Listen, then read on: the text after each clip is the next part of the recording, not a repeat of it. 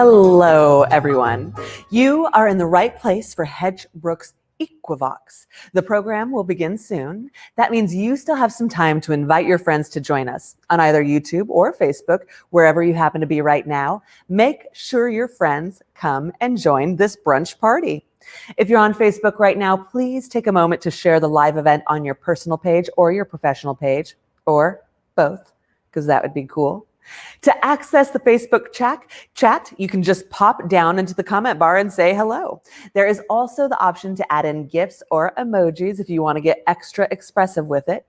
To chat with us on YouTube, there might be an extra step. Now, if you see the chat box and you're able to type something in there right now, you are all set. Don't worry about a thing. You are ready to go. If you're not signed into a Google email or account, YouTube may ask you to create a channel. Don't worry. It's easy and it's free, and it does not mean you need to become the next YouTube sensation. Unless, of course, you want to. You do you, boo. The Hedgebrook community is here to welcome you virtually since we can't be together in person this year. Say hello in the chat to your fellow guests as we all gather together. We are so happy that you are part of our worldwide community. If you need access to closed captions, we're sharing a link in the chat for you right now. Just click that link to open a new browser and you can have live captions for the show. Now, freshen up your beverage, grab a comfy seat, and get ready for Equivox 2021. Our program will begin at 11. I'll see you soon.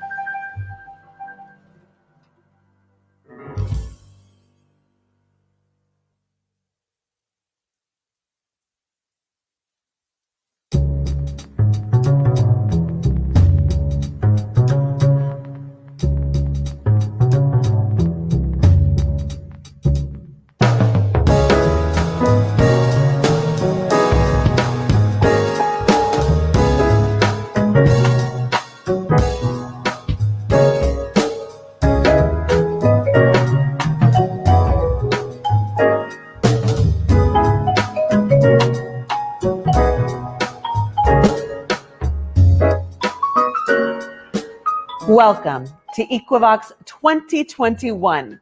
With our global community comes the beautiful music of many languages and accents. Let us know in the chat. When you say the name of our event out loud, do you say Equinox or Equivox? Sorry, that was supposed to say Equivox because that's the name of our event.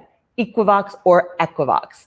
Before I bring in our special guest to you, I want to make sure you know how you can access closed captioning by clicking on the link provided in the chat now.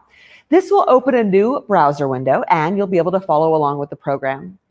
Let's settle in for this exquisite event. And trust me, it will be exquisite. Before we begin, we must pause. It is time to reflect on and recognize the immense privilege we have to call the lands and the waters of the Pacific Northwest our home. Please join me in welcoming a very gifted Hedgebrook alumna. She is a ceremonial leader, singer, speaker, environmental activist, and artist, and a co-author of the recently published children's book, The Whale Child. Please head to the chat right now and give some love to this person as she comes to our stage. Please welcome Chenoa Egawa. Hello, Chenoa. Hello, Sasha. Thank you. Thank you.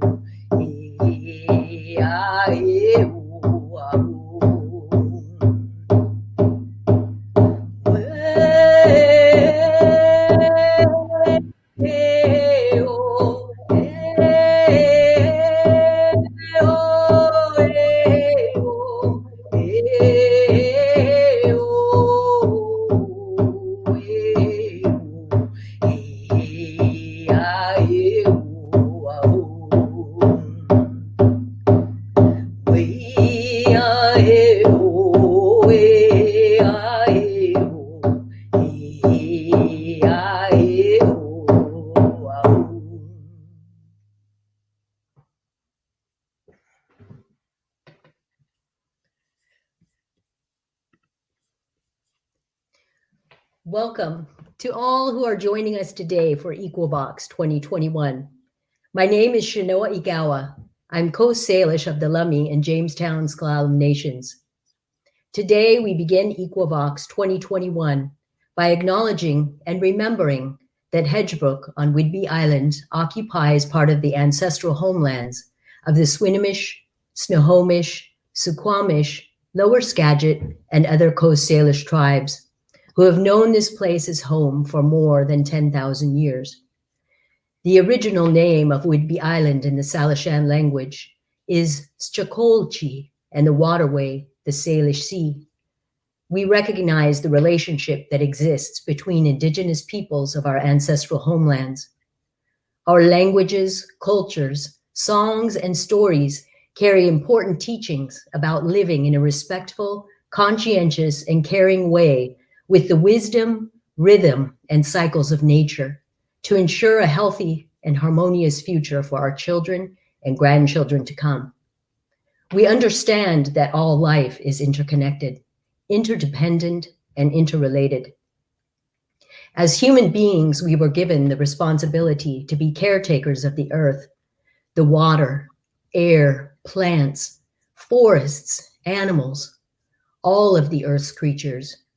When we take care of life, life takes care of us. May we bring forth our stories, both ancient and new, of healing, respect, and reciprocity. May we carry the voices of all our ancestors with honor and integrity, and may our voices resound across the earth, echo in the forests and mountains, and travel above and within our oceans and waterways. It is time to share. It is time to remember. It is time.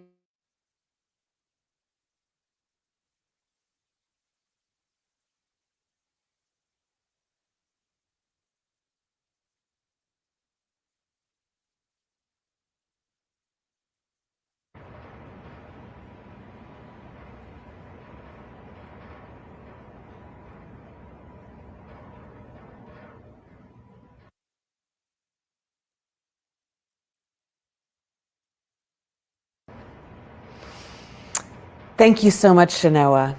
When we take care of life, life takes care of us. That's really landing in me right now. Gratitude for that blessing.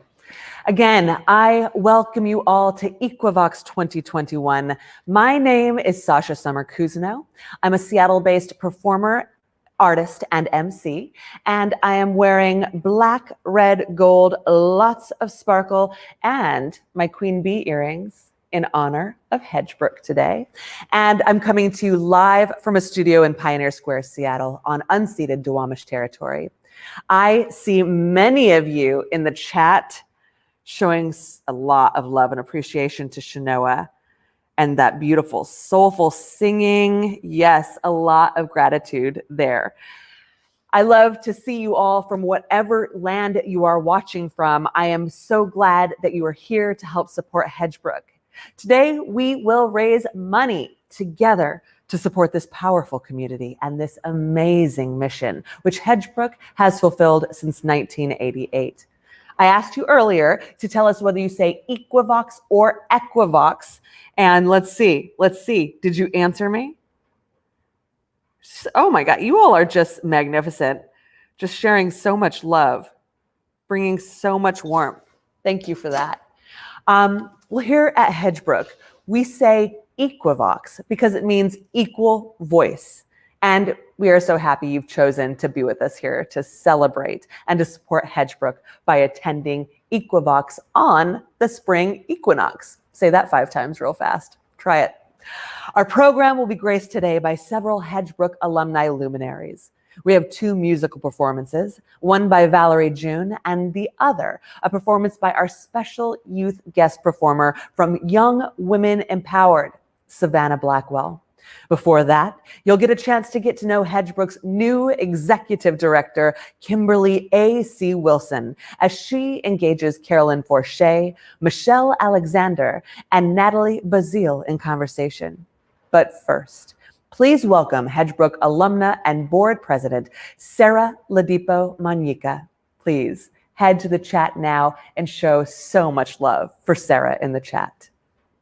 It's now my great privilege and honor to be the one to introduce you to Hedgebrook's new executive director, Kimberly A.C. Wilson. Kimberly is the daughter of an artist and an IBM salesman. She was raised up and down America's East Coast and also in Paris. Mais oui, Paris, in France. Kimberly is a second-generation graduate of a historically Black college and university, Hampton University.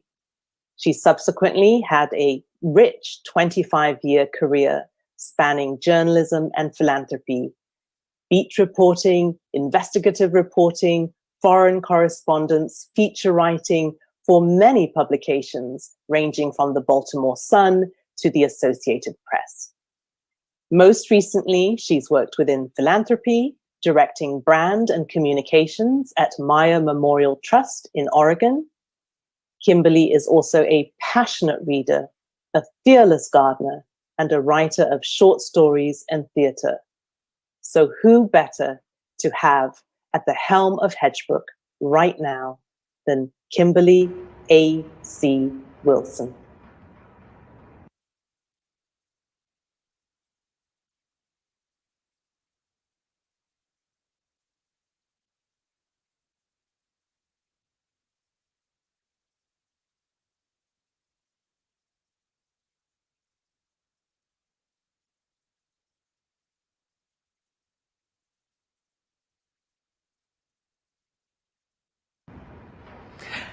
Kimberly, I am so happy to see you, and I am really sorry for intruding. You have to unmute yourself. Pretty, please.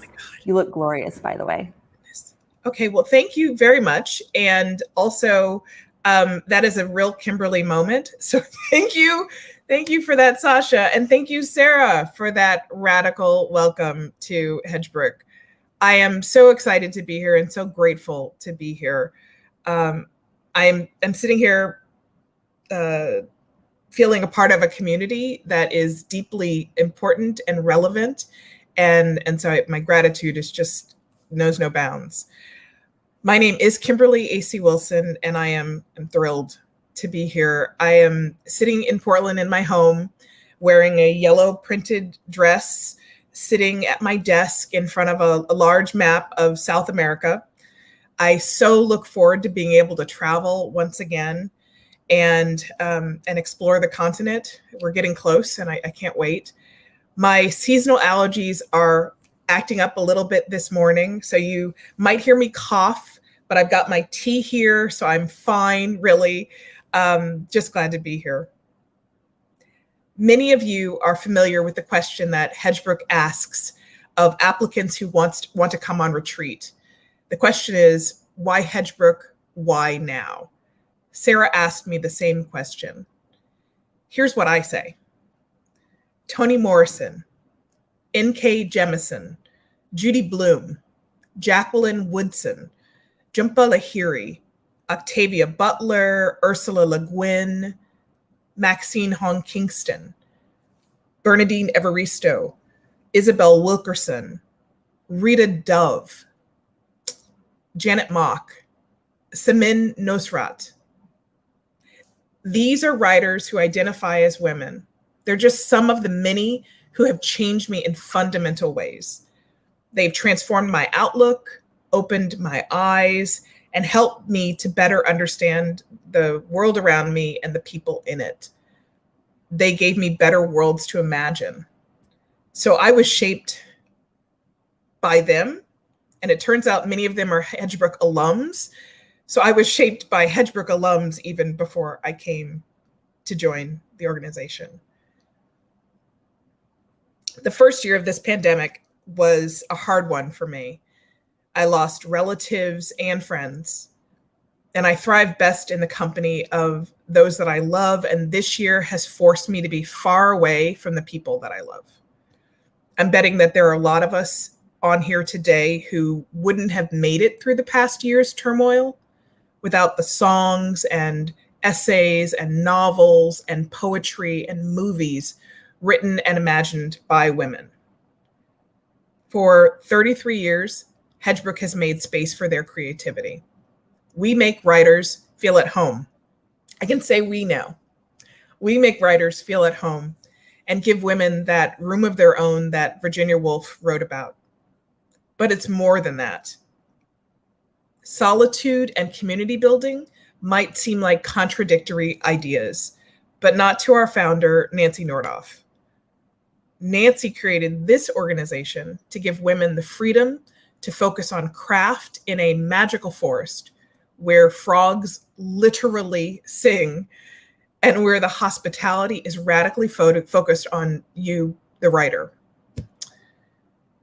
Of the roughly 40 writers who come in residence each year to Hedgebrook in a normal time, on average, about 75% are writers who are Black, Indigenous, or women of color.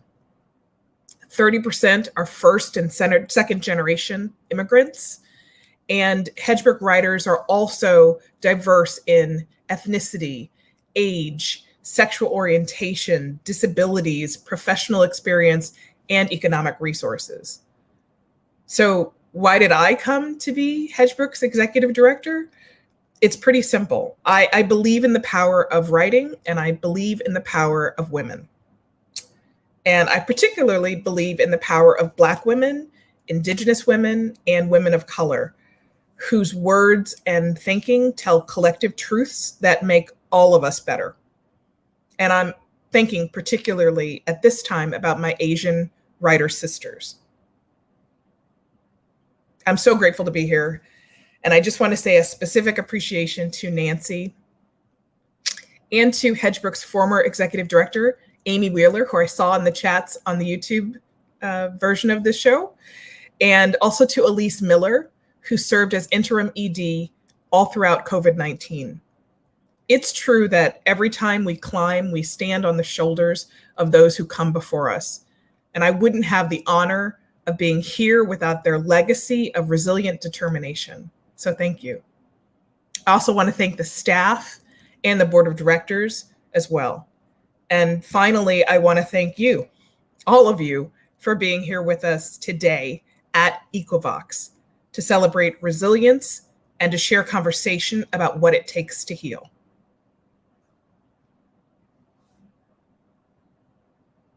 Back to you, Sasha. Thank you, Kimberly. That list of writers gave me butterflies. I have read about half of them, but now I have hashtag goals to read a lot more. And I have to say, Kimberly, people are saying such lovely things in the chat.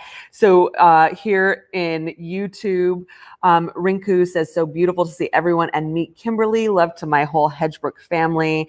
And Michelle says, welcome, Kimberly, already uplifted by everything you're affirming. And then when I bop over to Facebook, the love is just as good over here. Darian says, welcome, Kimberly. So excited to support your leadership. And Kristen says, hello from Portland. And just lots of love and gratitude. Thank you, Kimberly. So inspired by you and your message. Yes, I am too. Thank you, Kimberly. I am feeling the love. Yes, what a stunning community you all are. In fact, let's talk about the community you support and the momentum you have gathered already. Building up to today's event, some of our supporters joined in with our Equivox hosts to be part of our peer-to-peer fundraising campaign. As you can see from our fundraising thermometer, it's coming up on your screen right now. We have had so many new donors join us, and new donors, what a blessing a new donor is to this organization. And as you can also see, we've already raised $200,000 toward our $250,000 goal. This is amazing progress. And this is thanks to everyone who purchased tables and purchased tickets to today's event. And, my bad, we raised $81,000 towards our $250,000 goal. And you know what? That's not bad either. And apologies for my earlier faux pas. You can't blame a girl for being ambitious or optimistic, can you? Not when we're talking about Hedgebrook. No. I just got a little ahead of myself, but I've calmed myself down. We've raised $81,000 towards our $250,000 goal. And look at that fundraising thermometer. You can see it's not a thermometer at all. It's a tree. You can see our roots starting to take shape. And as we move through this program, we're going to see the tree grow. I need to give a special shout out to the folks who participated in our online programs, who purchased tickets to this event. We know many program participants are joining us today from literally all over the world. And when I point over there, I'm looking at my tablet. I just saw folks from all over, hailing from all over the place in the chat on both Facebook and YouTube. It's pretty exciting. Going virtual means it's the first time that our Equivox event has been accessible to everyone in our worldwide community. Let's celebrate that. We are so happy you're here today. And I've just been notified that our very own Donna Hall. Hey, Donna. Donna's donated $6,000 in honor of our brand new executive director, Kimberly A.C. Wilson. That is a heck of a welcome. Thank you so much, Donna. Now, with the peer-to-peer campaign and our ticket sales and Donna Hall's generous gift, you can see, as I said, we're at $81,000 out of our $250,000 goal, and we are not even 15 minutes into this event. That's amazing. I can't wait to build this whole tree together with you today. Now, you may be wondering, how do I join these amazing people right now and support Hedgebrook? Well, we've made it very easy for you to give during the event through our donation page.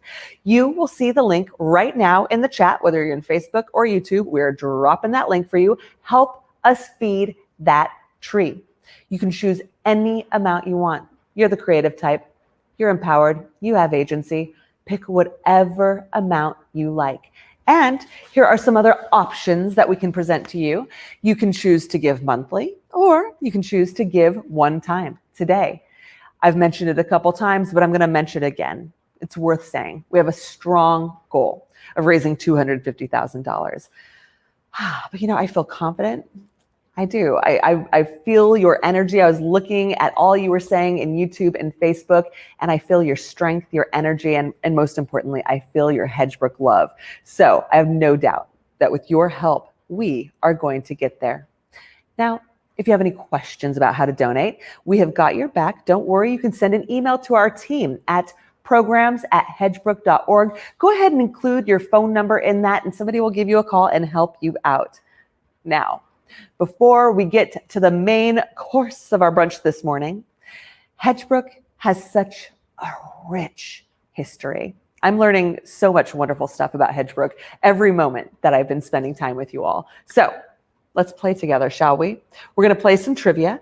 We will show you the question on your screen. You are going to drop your answer in the chat, whether you're on YouTube or Facebook. Our backstage team will choose 3 potential winners in both Facebook and in YouTube. So that's 3 each. And you will go into the drawing if you're one of those 3 for our grand prize at the end. And I have to say, the grand prize, it's a really nice gift box. And I'm going to just take a peek at it real fast. I want to entice you to play along with us. Okay, so we have some really beautiful drinking chocolate. Oh my God, this looks so delicious. I love drinking chocolate. And this other lovely, this is a bee bar lotion, lavender, honey house naturals. I'm telling you, I am needing nice emollients like this for my hands right now with all the hand sanitizing we're doing. So this is just delightful. Ooh. Then we have this bath bomb, suntans and coconuts. That smells heavenly. You're going to smell heavenly when you win this and take a lovely bath. And I think perhaps the loveliest thing in the prize box is the Hedgebrook cookbook celebrating radical hospitality. Isn't this beautiful? I mean, wow. We have really put together a lovely gift box for you. So I know you're in it to win it. So let's try an easy breezy warm-up question about Hedgebrook to make sure you're ready. Here we go. The warm-up question is this. Hedgebrook has 6 cottages. What are the 2 that are not named after a kind of tree? Okay, while we're waiting for your answers to come in, I want to make sure to thank the funders who have supported us through this past year. We are so grateful to these funders. We're so fortunate. Hedgebrook has weathered the pandemic thus far because of your essential support. Thank you. Okay, I am going to look and see if you are answering. Oh, you're answering the question. Theo says waterfall and owl. And let's see, that's on YouTube. Oh no, that's on the face space, on the Facebooks. And over here in YouTube, we have waterfall and owl and waterfall, the owl and meadow, owl and waterfall. Seems like y'all might know this one. All right. I think we all know the correct answer is Waterfall Cottage and Owl Cottage. Yes, great job on the warm-up question. Our backstage team will be in touch with 3 of you lucky people in Facebook and another 3 people in YouTube to let you know that you've been entered into our grand prize drawing at the end of the event. So now that you've all just warmed up your trivia muscle, let's try another one. I'm feeling generous, and you are so good at this. Overachiever, you. Yes, you are. Okay, here's our next trivia challenge. How many of our alumni have received the MacArthur Genius Award? We'll do this one as a multiple choice. So was it A, for 2 people, B, for 7 people, or C, for more than 12 geniuses? Go ahead and put those answers in the chat. While you're submitting your answers, we want to make sure we offer congratulations to 2020 MacArthur recipient, our alum, Jacqueline Woodson. So many of the women who come to Hedgebrook go on to win prestigious awards, recognition, and publication. And I gotta say, it is honestly a bit staggering. Did I just give you a clue? Oops, naughty. Okay, let's see, I'm gonna see if you all, lots of responses coming in. Lots of responses coming in. We have lots of C. I'm looking at YouTube 1B. So one person who's like, you know what? I'm going against the grain. I'm feeling myself. I know the answer. And then over here in Facebook, lots of B's in Facebook. Okay, one lone C in Facebook. So we have y'all are mixed. It seems like YouTube is feeling one way, but Facebook is feeling another way. Well, friends, gonna give you the answer. If you answered C or more than 12 geniuses, ding, ding, ding, you got it right. Yes, you did. You may have seen this in our slideshow at the beginning of the program, but I want to make sure to celebrate with you. A moment ago, I mentioned that Hedgebrook has weathered the pandemic. Well, if I'm telling the truth, Hedgebrook has found ways to thrive. We've actually expanded the impact our programs had over the last year. In the final 6 months of 2020, during lockdown, we had more than 1,000 writers participate in our virtual online classes, webinars, and retreats. We are seeing our global community grow in leaps and bounds. I'm talking about writers from Nigeria and Ghana, Taiwan, India, Canada, all over the place have joined us. And it is supporters like you that make all of this growth possible. I am having too much fun with you. Okay, let's play one more round of Hedgebrook trivia. Here's your question. Which Hedgebrook alum won her 4th Grammy and sang a tribute to John Prine at the 2021 Grammys? Okay, get your answers in now. And while we wait for your answers, let's take a peek at our fundraising progress. Okay, we're bringing our tree back up on the screen, and we are at $84,000 towards our $250,000 goal. That is a great start. We do want to start to see some momentum. We do. So we want to make sure that you find that donation page. We are going to drop that link in the chat for you. But because there is no such thing as saying thank you too many times, I want to thank some of you beautiful humans who have already made your gift. And if I mispronounce your name, please forgive me. Please forgive me. Sujatha, thank you. Shahina, yes, thank you. Gratitude. Jennifer, thank you very, very much. And John, thumbs up to you, friend. Marin, yes, this is beautiful. Thank you. Mary Staples, Amy Wheeler, Eric Braverman, Roseanne, the Islanian family. This is wonderful. Thank you, thank you, thank you. Please keep those gifts coming in, and please know that gifts at all levels are welcome, needed, and appreciated. And every gift makes an impact in our scholarship fund. Oh, let's see. Oh yeah. I also see that Suzanne Hittman has made a $2,500 donation in honor of Nancy Nordoff, the founder of Hedgebrook. Thank you so much, Suzanne. And speaking of Nancy, I have some very exciting news. There are some exceptional donors who have put together a match. Let me tell you about these amazing, generous people. Nancy Nordoff is going to match $25,000. Thank you, Nancy. Judy Piggott is going to match $20,000. Thank you, Judy. Jessica Auerbach is going to match $10,000. Thank you, Jessica. So let's do the math. This means our matching fund total is $55,000. That's pretty extraordinary. Now, friends, you are savvy people. You're probably wondering, how exactly can I make sure my gift will meet this match? Smart question. I'm going to answer. If you offer a gift today anywhere between $500 and $2,500, it will be matched. Your generosity will be doubled. Again, thank you to these generous donors, Nancy, Judy, and Jessica. Let's rise up to meet their challenge. This is a great opportunity to give generously.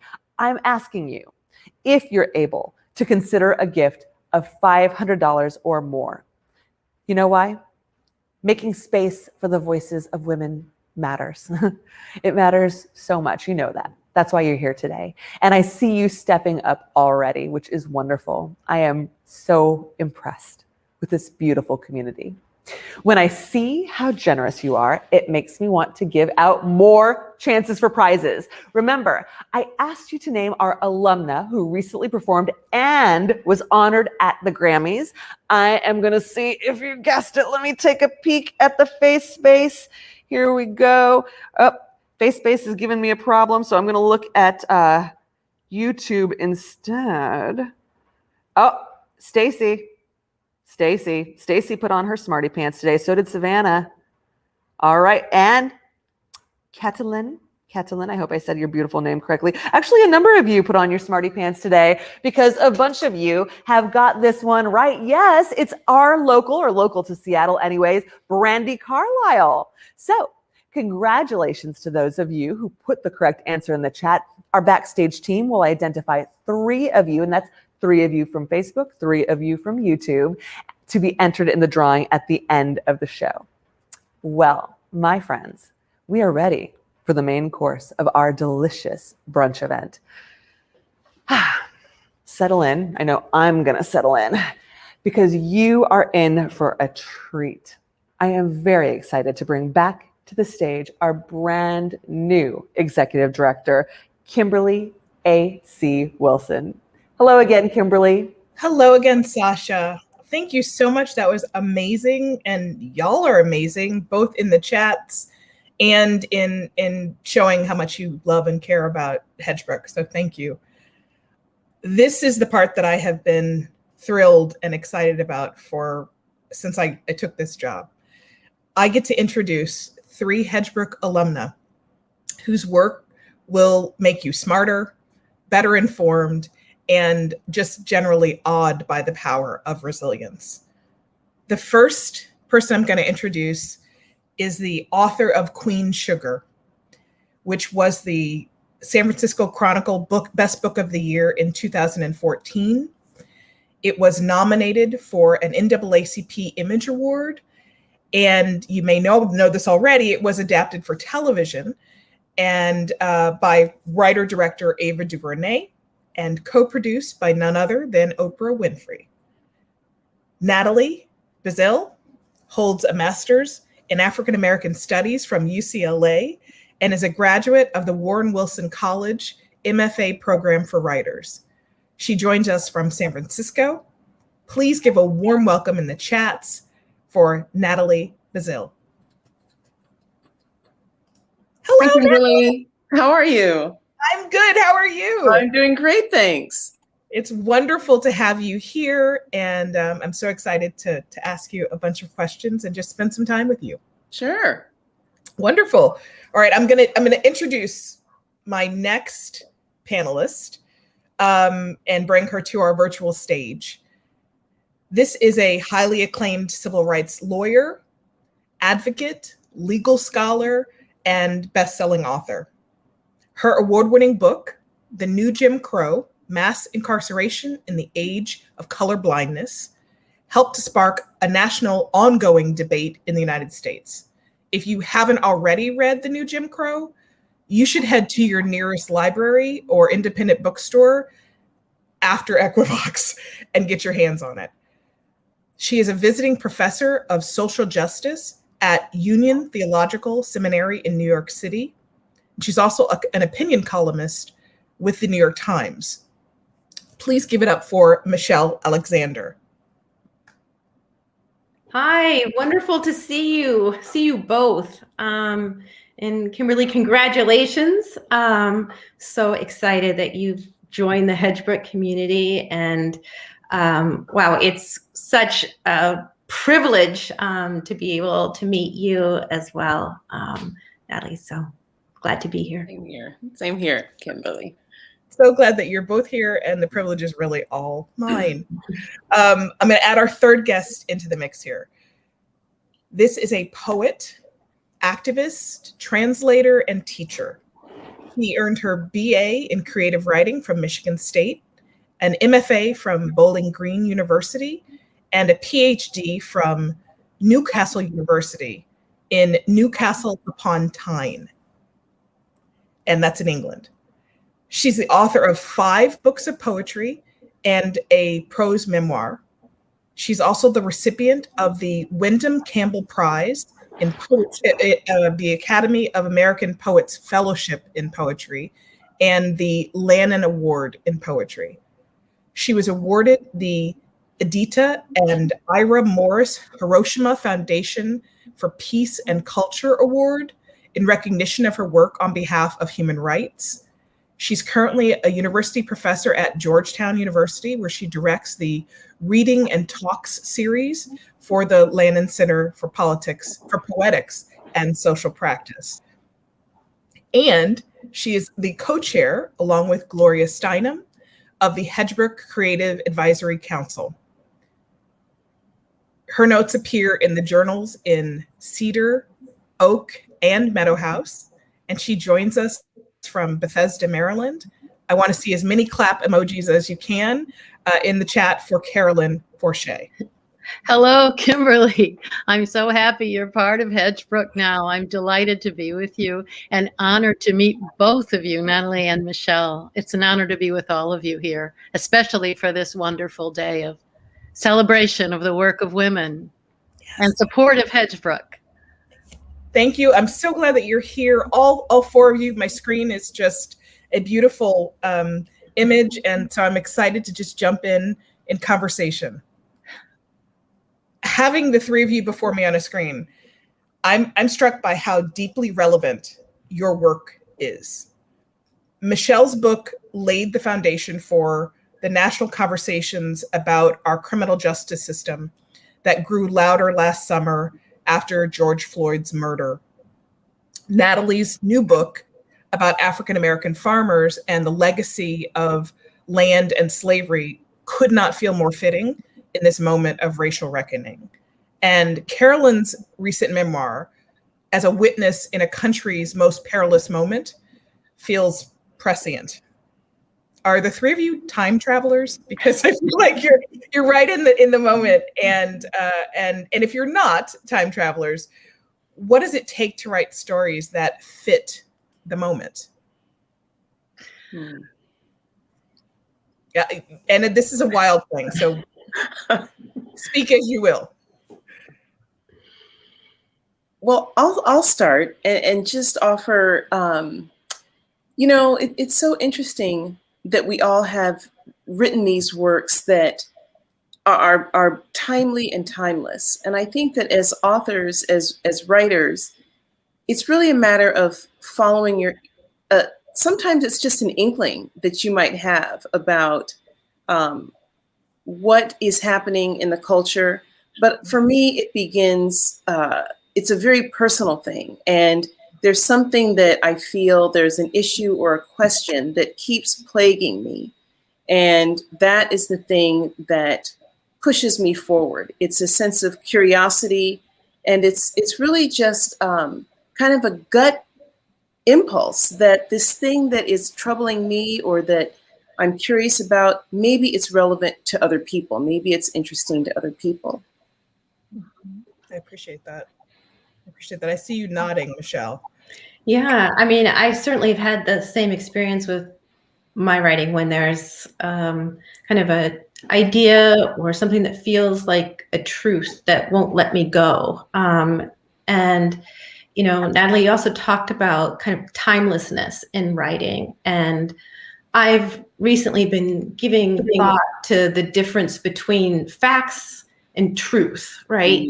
That they're related, but that there's something different about them. And truth, like the deeper truth about something, is timeless. And kind of facts come and go and they change over time. But I think when there's like a deeper truth that kind of calls to you and you respond to it as a writer, it does offer something that can be timeless because it speaks to a truth that will remain even as times change. I agree with both of you. I lived through the events that are portrayed in my memoir 40 years ago. So the book lived with me for 40 years. And people said, my father said, why are you writing about this now? It's over. It's been over for a long time. And I said, I have to write it. And these things are never over. And I did think I had waited too long, and I did think no one would read it. But as people came to the border from Central America, they came just as the book was being published, and people said to me, how did you know? That this would? And I said, well, it took me 15 years to write the book, so I really wasn't planning on the people coming in this moment. But I'm grateful that I was there at the time to contribute a little mosaic chip of the story of why they come to us. Yeah. I appreciate your answers, and they're clearly resonating. I see in the comments with the people who are joining us today. You're right on point around the timelessness and writing to tell the stories. Natalie, I want to ask you a question, because you wrote a message to yourself in 2014 when you were leaving the security of a salaried position in your father's business to focus on writing. You said, writing will turn out to be the most challenging thing I've ever done, besides raising my children. I will experience pendulum swings of exhilaration and crushing self-doubt, but I don't know any of that yet. Bumping over the railroad tracks, all I know is that I've leapt off a cliff. Mm-hmm. I'm terrified, but I can't stop smiling. Mm-hmm. So beautiful, and so relevant. What has writing taught you about resilience? Oh boy, that's a great question. You know, so much of writing is this belief in yourself, belief that this hunch that you might have will resonate with other readers if only you can get it out there, right? And so I think what writing has taught me about resilience is just to keep going. You know, when I wrote that essay, and I was reflecting on that moment when I left, you know, a family business that would have offered, you know, certainly more security than I had as a writer. You know, I was terrified. And the lessons that I learned along the way really had to do with just this stubbornness, this determination to see the story through to the end, no matter what. There was a gentleman who told me when I was kind of wringing my hands about writing, he said, Natalie, make your decision and chart your course. And when he said that, that was a real revelation. And what he was really saying was commit and then figure it out. Find a way to do it. And so to me, when I think about resilience, I think about just this belief in yourself in the face of all of that self-doubt and questioning, and just a determination to give birth to this, you know, to this idea that you had, and see how it can manifest in the world. I love that. I love that. Yeah. Carolyn, what are you thinking? I agree completely with what Natalie just said. I think many of us who've come to Hedgebrook had our first chance to feel a certain kind of support in community for our writing. And I know I did. I grew up in a working class family, and I didn't know any living writers. I didn't know you could be a writer when you grew up. And so I was sort of on my own through a lot of my life. Even though I went to college and I went to graduate school, I never quite felt, I don't know, believed in, supported. And I think Hedgebrook gave me that. What does resilience mean? I think we do what we do because we have to. It's within us. And what is the saying that we must manifest what is within us, or what is within us unmanifested will destroy us. And I really think that it's It's an imperative, our work, and it saves us. Doing it saves us, and that's what creates the resilience and the survival.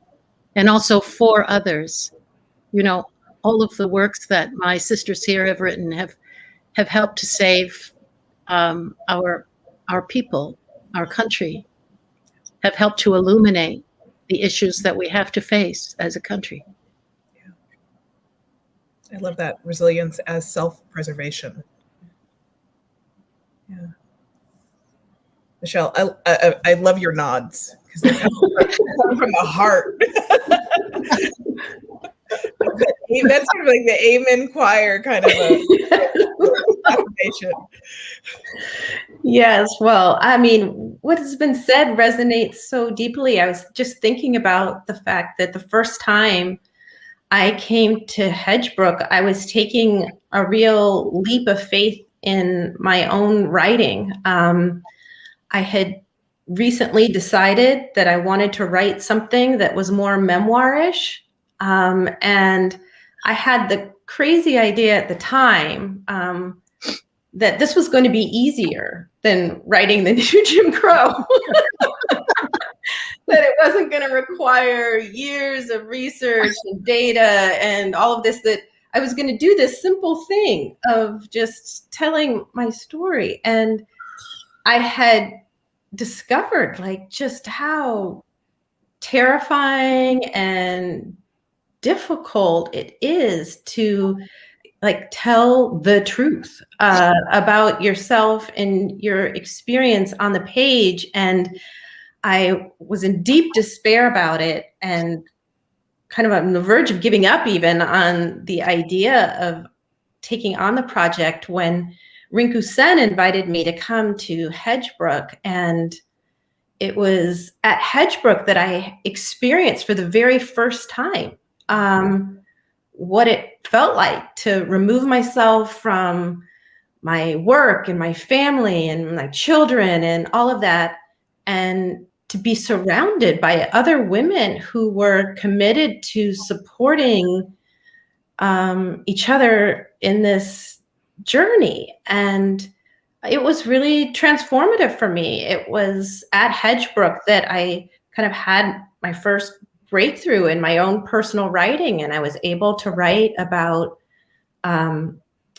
rape and an abortion I had experienced. And it was shortly after that that I left and was able to kind of publish it in a piece for the New York Times, a version of it, and realize like, oh, I can do this. I can speak my own truth. I can confront difficult aspects of my experience, and I can share it in a way that's useful and that matters. And that was a gift that I felt like Hedgebrook gave to me.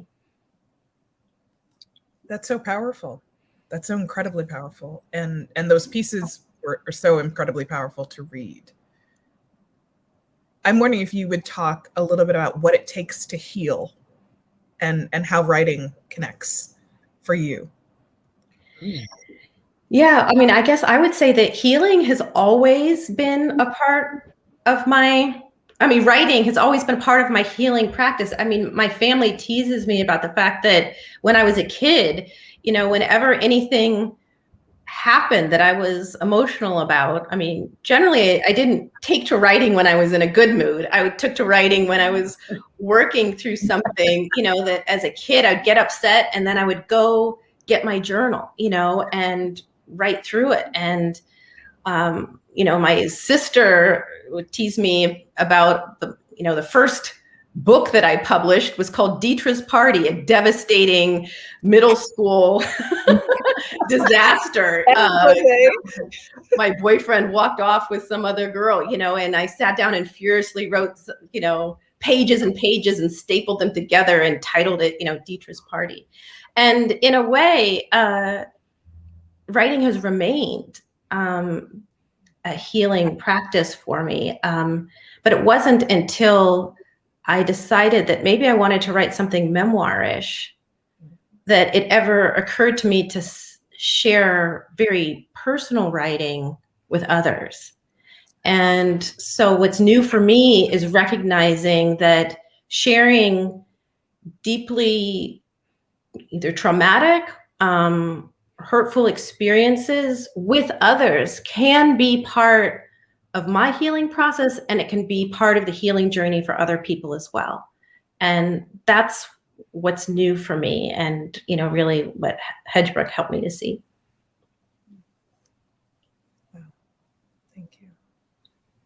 I want to open it to you, Carolyn. And a few days ago, I'm going through it, my, incredible boxes and boxes of drafts and papers and letters from my whole life right now. And I found a little blue plastic locked diary of my 10-year-old self, where I used to do the same thing, dive in, and write as an escape into my own soul, to react to everything that was going on around me. I want to say just one thing about memoir. I loved that you thought it would be easier, because it enabled you to start doing it, right? It took me 23 years to start mine. I was terrified to start it for a lot of reasons, but and then it took me 15 years to write it. And I didn't think in terms of healing when I was writing it. I was writing it because I promised to people that I would write about it someday. And I had to fulfill that promise. And I was getting old, running out of time to fulfill the promise. But after it was finished, and I finished it at Hedgebrook, I felt an incredible weight, like a flock of birds flying out of my body. It was out now. This thing I'd carried around was out in the world. Once it was published, especially, I wasn't holding it in anymore. I had released it, and I felt lighter of soul, and I think that was the healing part. Mm-hmm. Oh, that's beautiful. That's beautiful. When I finished it, I walked outside, and there was Rainier came out of the cloud. The clouds parted. I knew I had written the last sentence, and I thought, this isn't happening. These clouds aren't moving this fast away from this mountain, And I went into the farmhouse and I said, I finished my book. And everyone said, the book that had taken me 15 years, and everyone said, oh, that's great. Let's open a bottle of wine, No, I finished my book. It was hilarious that night. I love it. I love it. Natalie, are you leaning forward because you wanted to speak? No, I'm just sitting here thinking, I'm in awe. I need the veil of fiction. I'm just listening to Carolyn and Michelle talk about, their journeys into memoir. And I really am I just feel so much admiration, because it takes such courage and, to confront yourself and your life, and to make meaning of it, and to be in it, and then have the distance from it. I think the closest I've ever gotten, is the occasional personal essay, but, that almost feels like another part of me. And so I just so appreciate, your willingness to put yourselves out there in that very, honest and vulnerable way. My hat's off to you. That's wonderful. Well, so hats. Let's talk about this for a second, because I had a question as I was reading your bios and seeing just how many roles you each hold. I wondered, you're a law professor, scholar, translator, teacher, poet, screenwriter, novelist, collaborator, columnist. Which hats you can't take off, and why? Like, what's at the root for you? What are you? What are each of you, really, when it's all stripped away?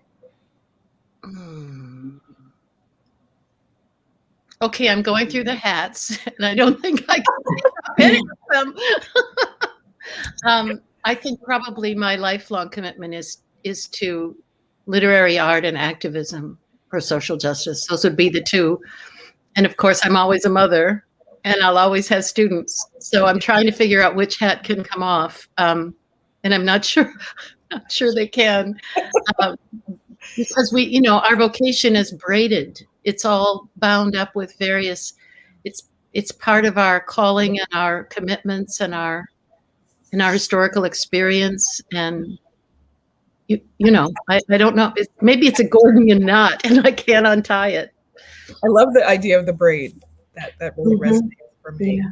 And it's kind of an unfair question, but I'm really curious because you each hold so much space, and are writers, and I just wonder, like, what is that identity, Michelle, that you think of as yourself? The girl running in the closet and writing writing that book.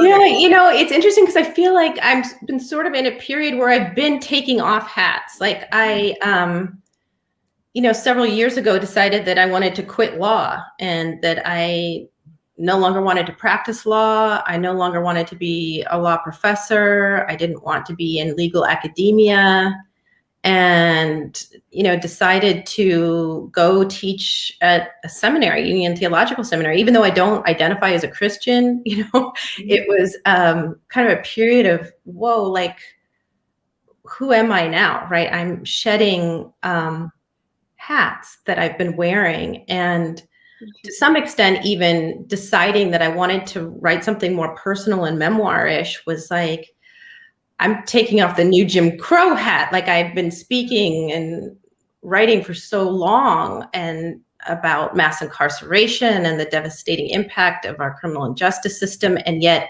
now there's some other things I want to think and write about. And so underneath all of that, you know, I'm a mom. I am a human rights, civil rights activist, no matter what.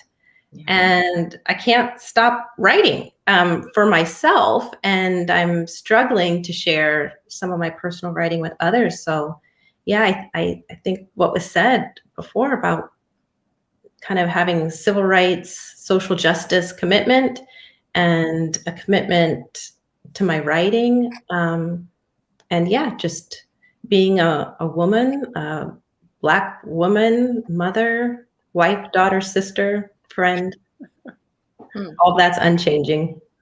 Beautiful. Beautiful. I think the only thing I'll add is I remember years ago, and I don't remember even where I read this, but I read that Toni Morrison said that she made a decision early on that she was going to commit herself to two things: writing good books and raising good children. And I remember reading that and thinking, okay, I can do that. Right? It just, not that I would do it well necessarily, but it allowed me to eliminate a lot of other things. It was very clarifying because what it told me was, okay, these are my two priorities. And wherever that takes me, that is fine. But it meant that I didn't have to worry about, well, I wish I'd been a professional pianist, or I should have done this, or it just was clarifying for me, and it allowed me to channel all of my energy into these two endeavors that, I think they're still the two things that are the most important. And they allow me to, go on journeys with different books, nonfiction or fiction. And so I can be other people and I can explore other places, but I really do experience the world through the lens of writing and storytelling. And that's just, and I think, I'm kind of at peace with that. So that's the only other thing I would add. Oh, that's beautiful. I'm sorry. And this is really resonating. And there's so many comments. I'm sure they'll start popping up on the screen. But the idea of womanhood and shedding hats, and the idea that, are there women who have one hat? Is that even a thing?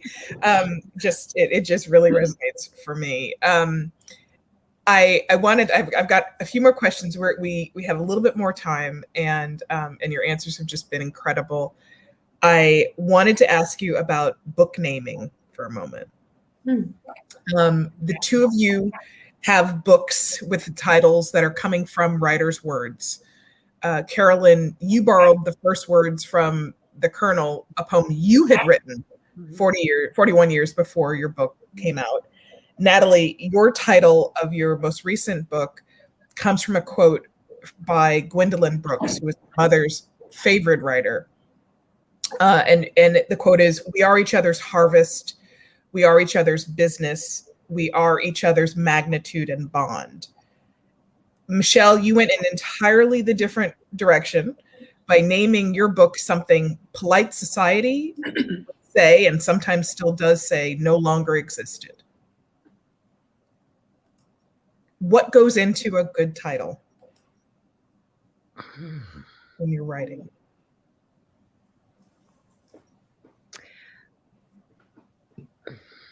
I'm terrible at titles. I always have been. They like the titles of my poems kind of sit on top of the poem like a little hat, you know. And I don't. It's tough.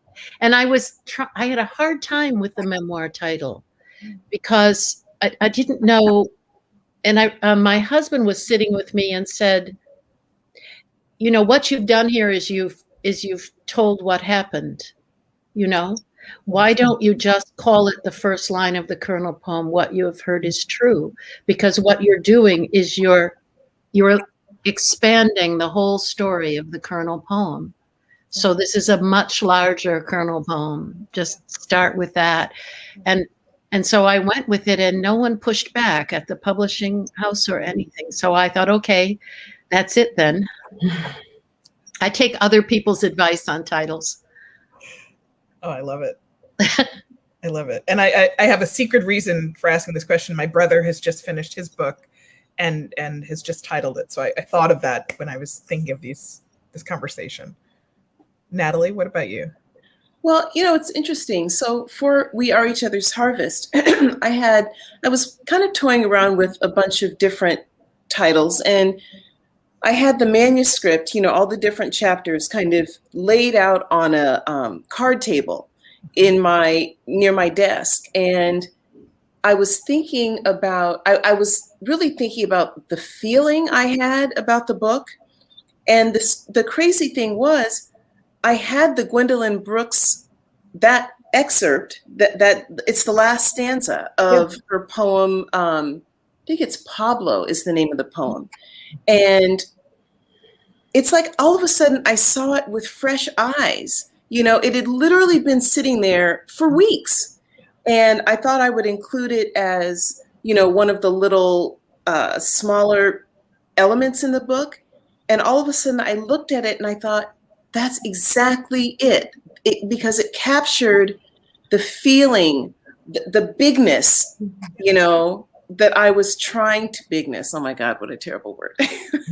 But it captured, you know, that expansiveness and that sense of community and that sense of history. It just, and the sense of taking care of each other. It just said it all. And once I chose that, it's like the book just came together, you know? So it was right there in front of me the whole time. I love it. I love it. Michelle? So, yeah, I'm someone who can't write without a title. Like if I don't have a title, then I don't know what I'm trying to say. And so I'm always fascinated when I hear someone's written a book and then trying to decide what the title is. I'm like, what? You wrote a whole book and you don't know the title? How's that even possible? I'm not able to do that. And so I can't even write a column without knowing what the title is. But that said, the titles often may change after I've written it, but I can't begin without the title. Like, and for me, it's the core idea. It's the core thing I'm trying to say. Like, can I get at what that core idea is? And for me, with the new Jim Crow, it was the one thing I didn't want to believe at one point in time. That, you know, I had subscribed to an idea that, you know, there was kind of this linear progress that was being made, that we're on the right path. We just still have a long way to go. And this idea that, no, actually, systems of racial and social control have been born again and again and have been born again in our time, and that racial progress isn't linear. And was something that I, even as like a young civil rights lawyer, just didn't want to believe or accept. And when I finally was sort of forced to face the truth of that, to me, the new Jim Crow got at, that title got at, the core truth that I had come to accept and was hoping others would see as well. But, you know, as I mentioned in the introduction to my book, I got that title off a telephone pole. I mean, it was a phrase that was used by activists and that I initially dismissed. And so in some ways, it was also a way of kind of honoring and paying like respect to the fact that this idea was one that people understood long before me, and that people had been organizing around and trying to force into the public consciousness. And I had dismissed it once before. And so for me, it was a way of paying respect to that and saying, no, you were right. Yes, it is the new Jim Crow. So it had, that benefit as well. I love that that sense of connecting what's happening at the community level and in the interior conversations to the widest possible audience, and letting them also hear and recognize that. I think it put an idea in people's heads that people tried really hard not to hold for a long time. I'm wondering if you'll indulge me.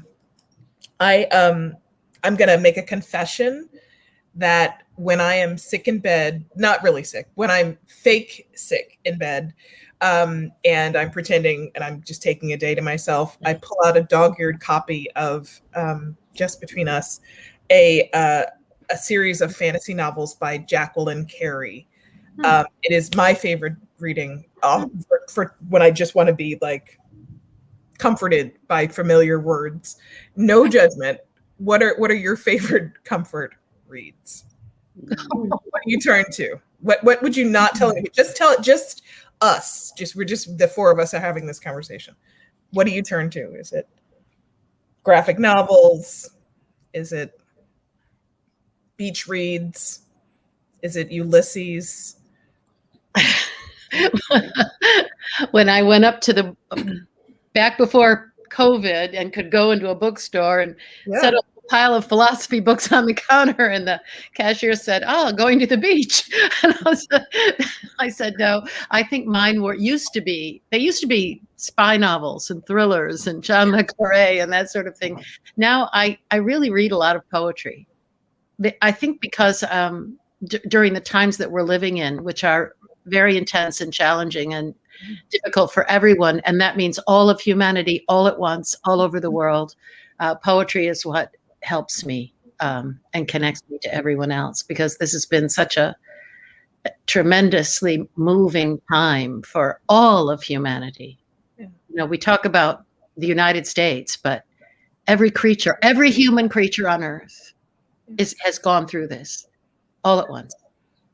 It's an amazing thought. Okay, you're just so much deeper than I went straight to trash reading, and you're reading the poetry that lifts our souls up.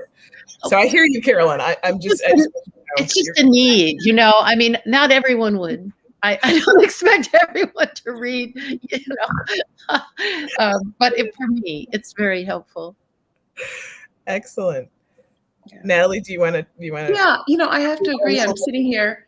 I'm looking at the stack of books that I purchased during the pandemic. You know, every time I tune into a conversation, I would, you know, some online conversation, of course, I would buy the book. And so I have, you know, I mean, they tend to be more, you know, weighty things, but it's then okay. I also You can say they don't feel trashy. It's okay. It's okay. I mean, listen, if I had a trashy book that I could think of, I would freely tell you. But you know, I love what Carolyn said about poetry. I have really found, especially in this last year as we have been on lockdown, the poets are able to capture this moment and make sense of it and make meaning. And and express what we all are feeling in a way that I, as a novelist, you know, it takes me years to process what's happening. And I just so appreciate how the poets were able to synthesize these, you know, what we all were feeling. And so hats off to them. I mean, I really admired, and I feel like they pulled me through. And the other people who pulled me through, who I found myself turning to time and again, were artists, visual artists, the painters. I mean, what they were able to do. And so I found just personally, you know, in moments when I was really struggling and feeling terribly afraid, there was something about turning to visual art that lifted my spirits and gave me hope and a sense of optimism and joy that I was not really able to generate for myself. So those were kind of my guilty pleasures, the poets and the visual artists. No guilt there. I love that. That's beautiful. Yeah. That's beautiful. All right, Michelle, you're going to say, like, I love reading legal treaties. No. I remember I took that hat off. I'm done with that. No. It's actually it's actually a really hard question for me to answer because, well, first, I really don't read any trash books. Like, I'll watch trash television for hours if I'm trying to escape. But I need my books to feel really good to me.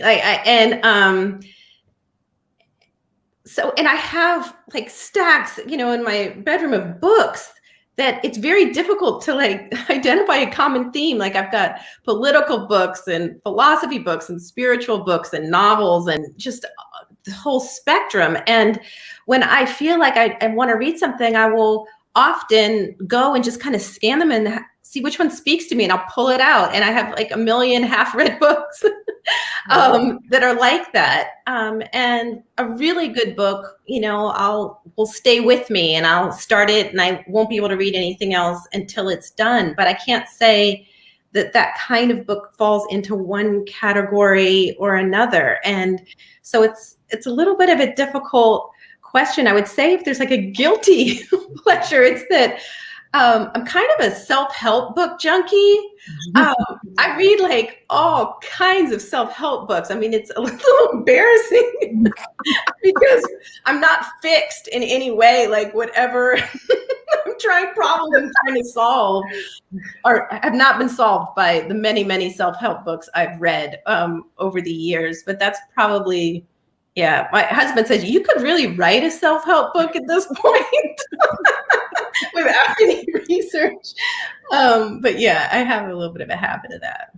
I love that. And I love seeing all the authors that people are naming in the comments, and how much they love the idea of hearing what it is that kind of feeds all of our souls. And I'm gonna take away trash books because that's not a fair term, but I appreciate that we've all got our comfort reads. I want to ask you one final question, and this is about Hedgebrook. Michelle, 5 years before you published the new Jim Crow, you run a Soros Justice Fellowship to support your writing.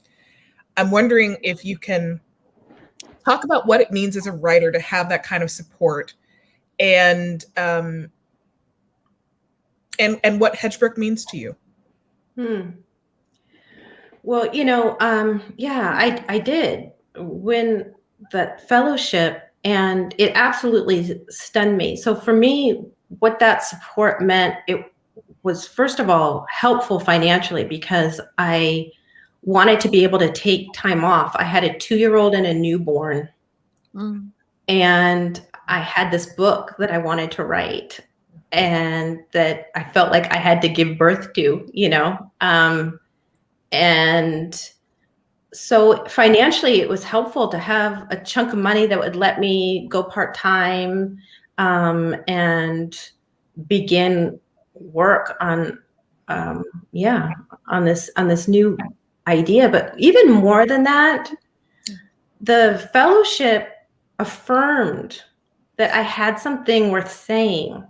And it came at a time when actually, like, my colleagues were not thrilled with the idea at all. I mean, I was told that I would be ruining my career if I tried to write a book arguing that our criminal justice system functioned more like a caste system than a system of crime prevention and control. That was just out there, radical. I was going to marginalize myself, that I should wait until I get tenure or something, and then I can write whatever wild stuff I might want to write about, but that I was ruining my career. And I had a lot of self-doubt.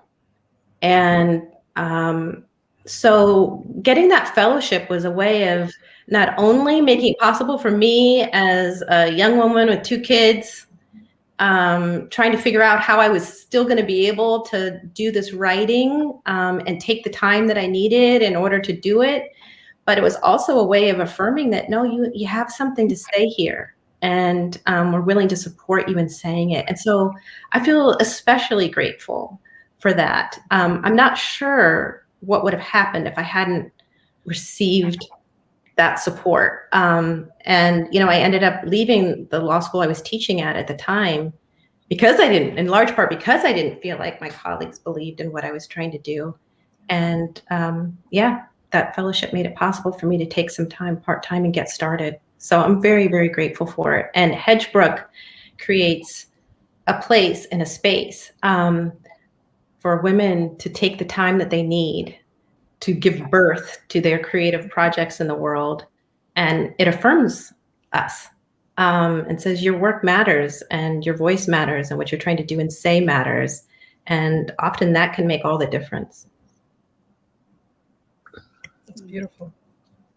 That really resonates. Natalie, what do you think?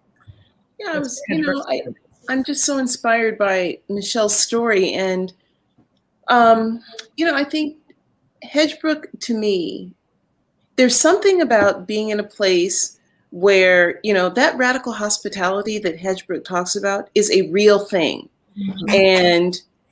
And I think the thing that makes it work is it is extended to you by other women. And it's like there are men, who are part of the Hedgebrook community in some capacity, but there's something to be said for women taking care of other women and understanding and being able to have people who understand and are able to anticipate your needs often before you are. And so I think about even the women chefs in the kitchen and the meals that are so abundant and nourishing, and just the way the place operates, it allows you to shed all of these other parts of yourself that all of these other things that you have to hold as you move through the world, where you are somebody's mother or a wife or a partner or a boss or all these other roles, and you can just release all of that and just be yourself, knowing that you have this kind of architecture or infrastructure around you that is holding you up, and it allows. I've never slept as well as I've slept at Hedgebrook. Just like a good night's sleep, because it's one of those places where I feel like I can just relax and sink into the work and literally not have to think about anything else. And that is such a rare gift. And I will always be grateful for that. I love that. And you're right about that sleep too. Carolyn, I'm going to let you bring us home. I know you've given this a lot of thought. Can you tell us your Hedgebrook story and what it means to you? Yeah. I had started my memoir in 2003 after 23 years of procrastination because I thought I wasn't ready, but really because I was afraid to write it. I had been attacked for my second book of poetry because it was regarded as political. And I knew that my memoir was going to be more of the same, but I knew I had to do it. So right at the beginning of writing it, I got diagnosed with cancer. And right after completing chemotherapy, I was invited to Seattle to give a reading for Seattle Arts. And at that time, Hedgebrook was having a gathering, and I was brought to that gathering. It was kind of a reception. And there, the people from Hedgebrook, Amy Wheeler and others, came up to me and they said, I was bald, I was really not in good shape. And they said, how would you like to come to Hedgebrook? And I said yes. And it was the first time I'd ever been at a writing residency, and I was 56 years old.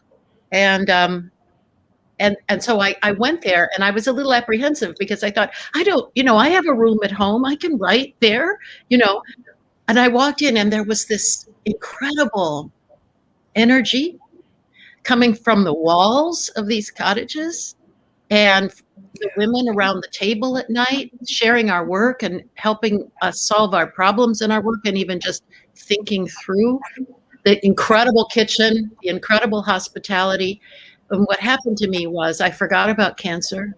I dove right into the book, and I wrote more in that time, 2 weeks, than I'd ever written in my life. And I think that those first 125 pages that I wrote at Hedgebrook in just 2 weeks made my memoir possible. And then in the years that followed, since it took 15 years to finish, I wrote 4 different versions of it because it just wasn't working in the first 3. And I was there when Gloria was there, usually Gloria Steinem, and we started this Creative Advisory Council, and around the farm table we started Cedar Deep Circle, because we realized that we Hedgebrookians, we who had benefited from this place, could keep it going by making a monthly contribution to Cedar Deep Circle. And so that began with the farm table with 6 women kind of cooking up how can we help this place? How can we individual writers help this place? And I just want to say that it's made such a difference in our lives, those of us who have been there. And you've heard some of that from us while we've been talking. And all of you, I've noticed a lot of people who are coming up in the chats who were there with me at different times. I started my book really at Hedgebrook, and I finished it at Hedgebrook. And it was an incredible work for me. So I feel very grateful. And we are the ones who can make this possible in the future for other women. We are the ones that can make it be that Hedgebrook is always there, that those cabins are always there filled with women writers in that magical forest in the future. Mm-hmm. And it's helping women all over the world now. And it's helping women in communities of color and the Black community of writers that really, really we need to, make possible in our society, because we can totally transform this society with those voices. And that's the only thing that will. So yeah, I'm really beyond grateful to Hedgebrook. It made everything possible in my adult life, and it helped me to survive the cancer and all the way 14 years. And I don't know what else to say except we know what we have to do, and what we have to do is keep it going. And I hope everyone will consider in the future joining Cedar Deep with us. And because you can make $10 a month and you don't even notice it's gone, and it's, a couple of lattes.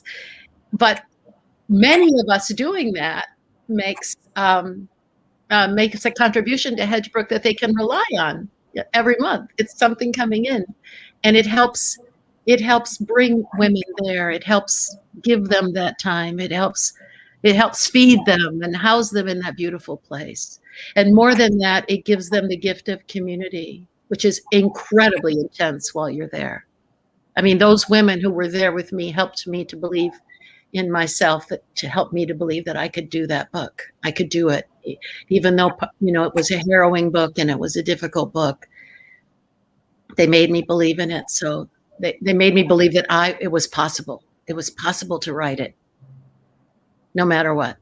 So thank you, Hedgebrook. Thank you, Nancy, for starting it all those years ago. And thank you for everyone who's here right now. Thank you. Thank you. Thank you.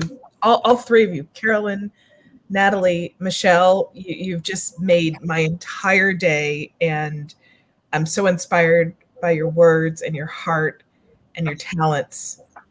Thank you. It's a juicy conversation. And I'm definitely going to go back and watch this later so that I can hear your words again.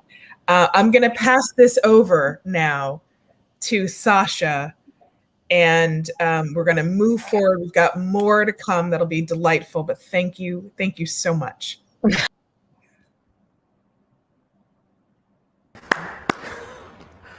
Wow, thank you. Thank you so much, Kimberly, and thank you to our conversationalists, Natalie Baszile, Michelle Alexander, and Carolyn Forché. What a rich conversation. And it wasn't just a rich conversation between the four of you. I was looking at the chats in both Facebook and in YouTube, and the conversation there was so rich as well. And I have to tell you, I felt, and I know I'm speaking for myself, but also resonating with you. There were so many moments that landed so deeply, that resonated so deeply. And of them, one of the most recent was the moment, women taking care of women. So much beautiful conversation came in the chat after that. And what that tells me is that that didn't just resonate in a way that was hypothetical. That was real. That is real for you, for these women. I'm looking at my tablet. Sorry, you're like, what women? The women you just saw. And for this whole Hedgebrook community. That is so real. And oh God, I'm so inspired right now. The work that happens through Hedgebrook, even at today's event, it is so vital. Bringing minds like these to create, to write, to reflect, to help us heal, to help us understand this world as it changes. You know this, we must keep making space for the voices of women. We have to do that. That is our work. So let's talk a little bit about our work, shall we? Some of you have already given. Some of you are going to give. I would like to talk about what your gift, what your support today will mean. I mentioned before how Hedgebrook is thriving. One of the really exciting developments we've had in the last year is establishing a scholarship fund for women of color to access our radical craft retreats. Let me tell you about a very special, magical number, $10,000. This amount funds the new scholarship for women of color for a full year. If you want to step up and bring more of these essential voices into our Hedgebrook community, may I suggest the $10,000 giving level. It could be just perfect for you. We have other giving levels too, of course. $5,000. $5,000. This builds a bookshelf to support our farmhouse walls with the words of our illustrious alumni. We were just talking about those walls, right? Both in conversation with our brilliant four conversationalists, but also in the chat. I saw some of you talking about the walls in the cottages. Beautiful. $2,500. $2,500 sustains one writer's week-long residency on the land. And I want to help us all remember, we have some wonderful matching funds on the table. Remember, that match is for any gift between $500 and $2,500. Your gift will be doubled by this match. So if that is within your means, if that is a meaningful gift for you, jump in now. Take advantage of this powerful chance to double your impact. Now, at Hedgebrook, we mean it when we say gifts at every level are welcome. They are needed. and they are so sincerely appreciated. We have built this amazing community over the years by connecting with and appreciating every single one of our community members. So let me tell you about a few more of our giving levels. $250 provides a scholarship for one writer to attend our one-day Vortex intensive writing retreats. That is meaningful. That is real impact. $100 brings Hedgebrook's radical hospitality home with radical craft retreats writers boxes. Impact, again, we're talking about meaningful gifts and impact. $50. This is so meaningful, offers closed captioning services for a full quarter of virtual programs. What are we if we are not accessible, right? $50 increases access. $20 covers the ticket price to our new live streamed cottage chats.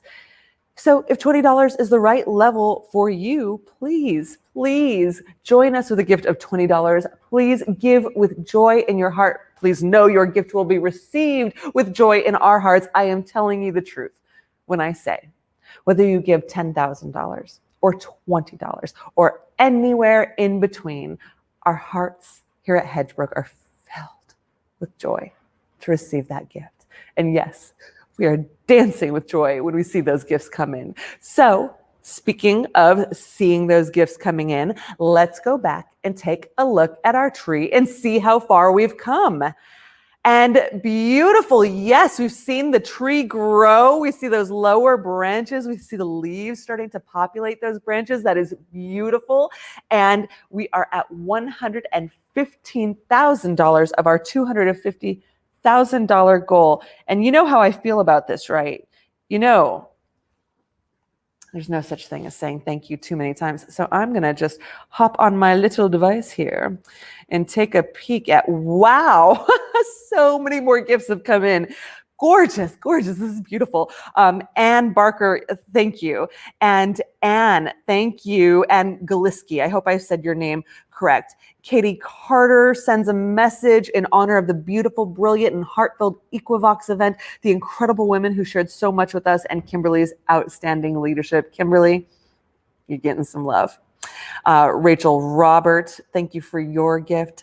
Alana says, I miss Hedgebrook so often. Thank you for creating this longing. Joyce, thank you. Beautiful Joyce, thank you. Margaret Busby, thank you.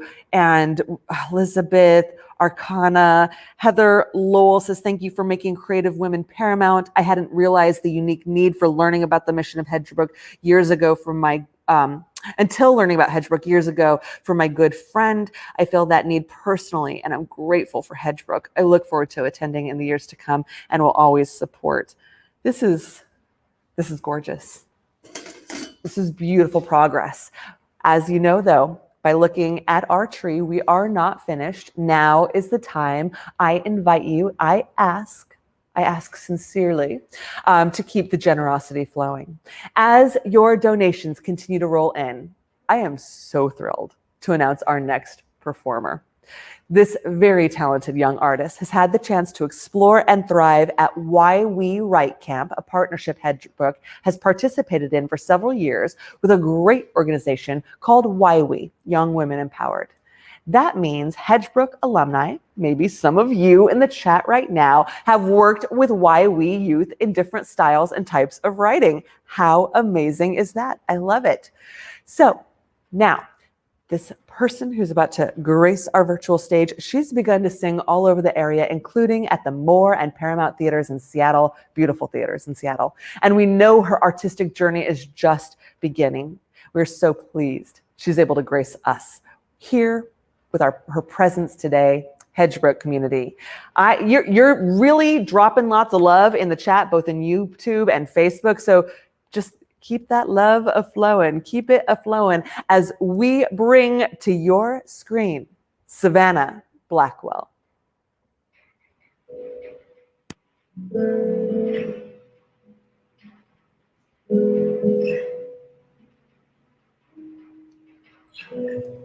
Across the evening sky,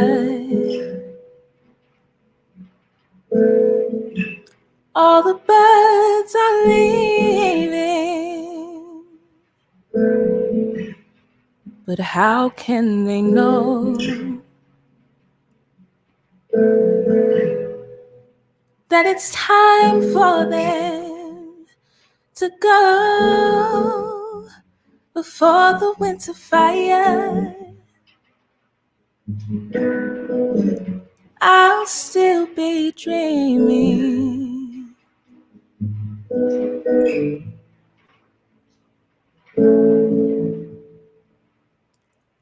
I have no thought, time, for who knows where the time goes, and who knows where the time goes.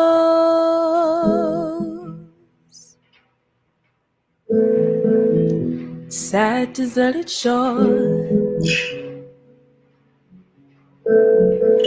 your fickle friends are leaving, and I know it will be so until it's time for them to go, but I will still be here. I have no thought of leaving.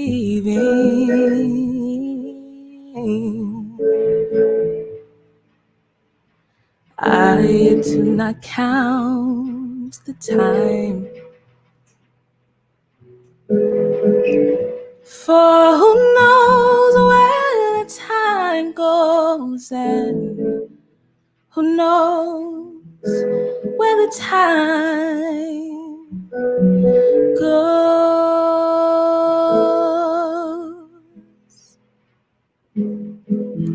For I am not alone while my love is near me, and I know it will be so until it's time for them to go. So come the storms of winter, until the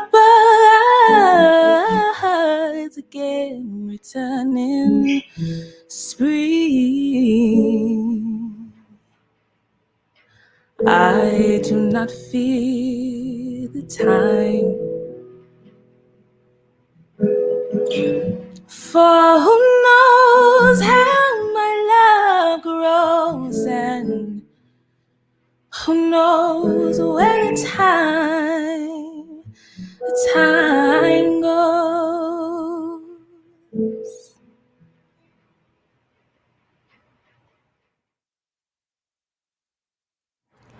I have a lot of appreciation for Hedgebrook.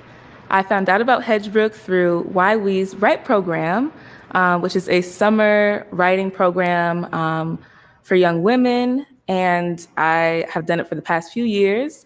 And I got to work with several Hedgebrook alum, including Amber Flame, who connected me to this fundraiser, which I'm very grateful for.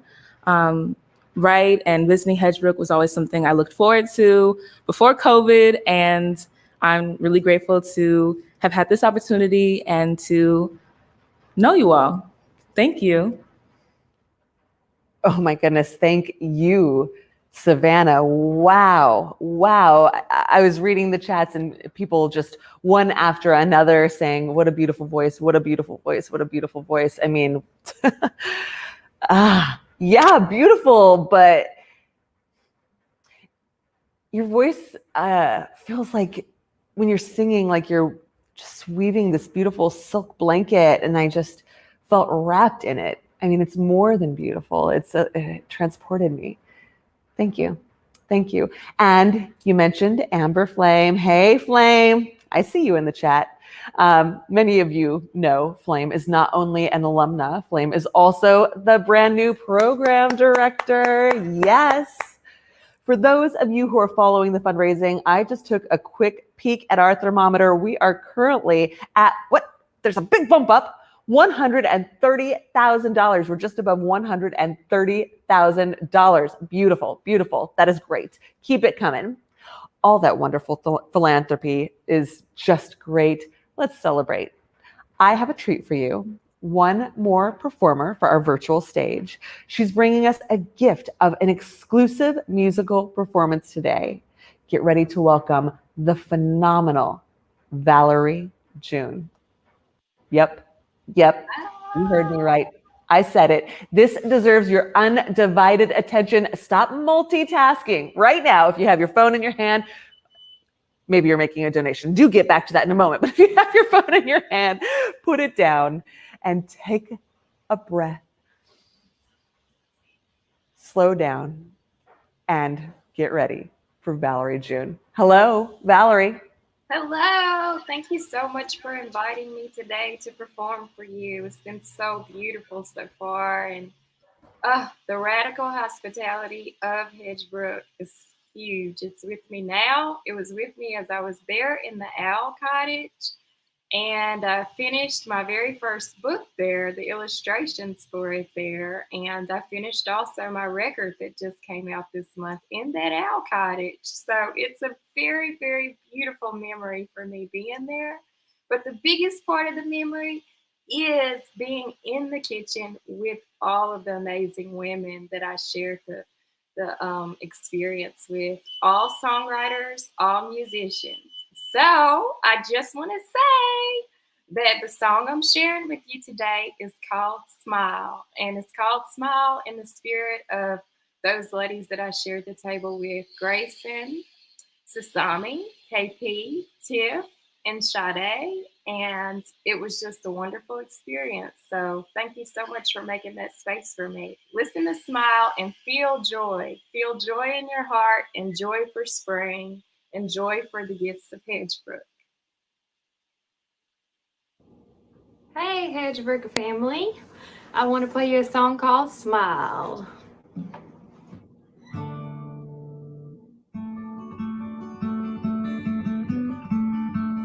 All I could do was smile. Life started keeping me, getting me down. All I could do was smile. When I dust it off, guess I get back up. It was worth the fall. When the times got tough, there's a risk involved. Everything it costs, I make it through. I make it through somehow. Weathered and worn as a dream and so wide. All I could do is smile. If you never leave, then your heart won't know.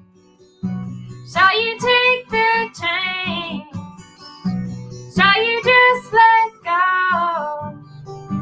And you get knocked down. But that's how you grow. All I could do was smile. All I could do was smile. All I could do was smile.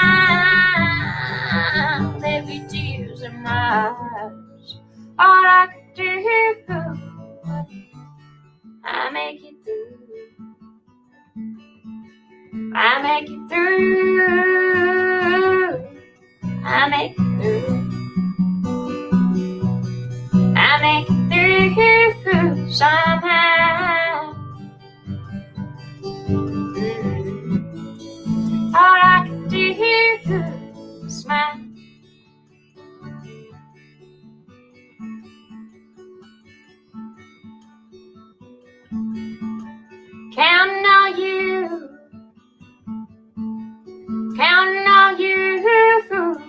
shine. The treasures feel torn, tangled, twisted, and dry. All I can do was smile. All I can do was. All I can do was. All I can do was. All I can do was smile.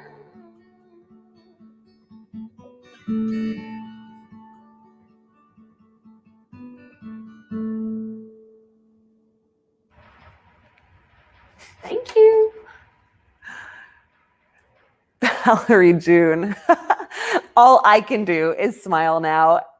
I think you're the embodiment of joy. I think you are. You're the embodiment and personification of joy. Your voice, so one of a kind, your energy, your radiance.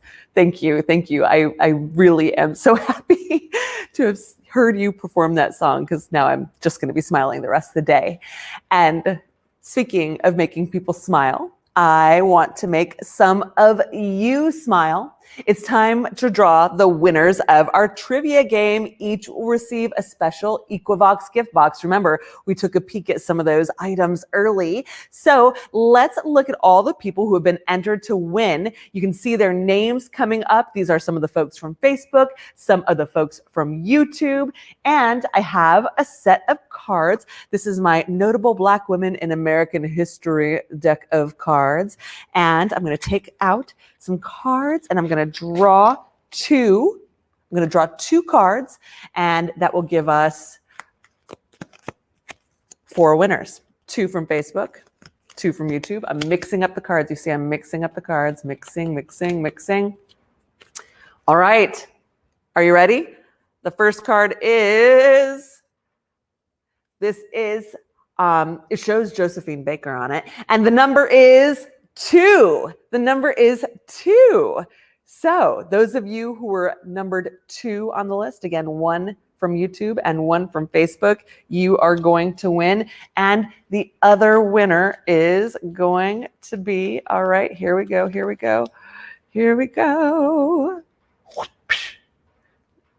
So this one shows Patricia Roberts Harris, and the number is 6. The number is 6. So those of you who were numbered 2 and 6 on that list, you each win. That is 4 prize winners. Our backstage team will be in touch to make sure we have your address so we can send you your boxes. And congratulations, you are going to enjoy those goodies so very much. Okay, here is the moment we've all been waiting for. Can I get a drum roll, please? I'm going to give myself a drum roll, but if you want a drum roll in the chat, feel free. We're going to take a peek at how much money we have raised here today. And voila, let us take a look, shall we? Yes, beautiful, wonderful. We have raised just over $186,000. And look at that beautiful tree. Look at it growing. I love it. And you did that. You did that. This total includes all the amazing gifts you've provided during the event. And we received enough, this is what I've just been told, to unlock our match. So we are going to add in those matching funds. Let's see, can we see it drop in? Can we see it drop in? They're going to be coming in any moment. But you're going to see it bump up on your screen. And when you see that bump up and you feel really, really good about yourself, as well you should, I want you to say, this is what we all did together. All of us together. So when we said earlier, gifts at all levels truly are welcome and graciously and gratefully received, we did this together. Gifts of $20.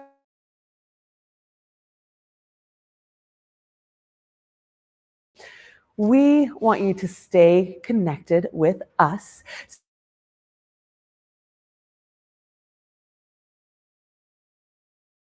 Upcoming classes and public events. Take a look at our calendar on our newly refreshed website. You can also follow Hedgebrook on Twitter and on Instagram. We're dropping those handles, or we're showing you those handles right now, and it's not too late. It is not too late to send your love via your donation to Hedgebrook. We'll keep our Equivox campaign open until the end of the day this coming Friday. As we get ready to say goodbye, please join me in the chat to offer a huge thank you to today's on-screen talent, Valerie, Savannah, Natalie, Carolyn, Michelle, Chenoa, Sarah, and Kimberly.